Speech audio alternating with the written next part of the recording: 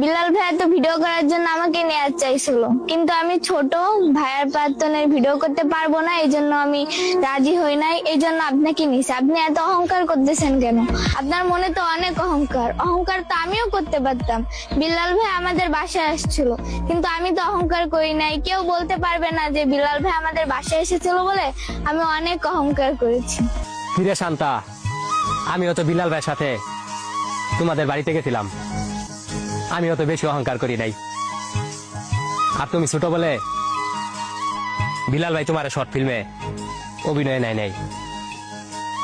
এতে মন খারাপ করার কিছু নাই। আমিও ছোট, তুমিও ছোট, দুইজনে মিলে একটা শর্ট ফিল্ম বানামু, ওইটার মধ্যে তোমার নায়িকার অভিনয় দিব। তোমার তো মনে অহংকার নাই, তুমি কি অভিনয় করবা অবশ্যই জানাই দিবা।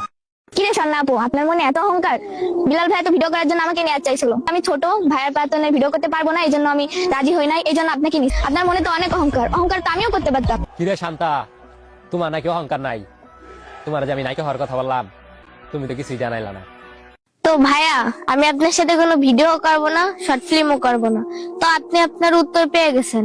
আর নেক্সট টাইম আমাকে নিয়ে এরকম ধরনের আর ভিডিও করবেন না। আমাকে ছোট বোনের নজরে দেখলেই আমি বেশি খুশি হব। একেই বলে ভদ্র ঘরের সন্তান। বুঝলাম শান, তোমার মতো বিয়াদক না তো, ভালো হয়ে যায়।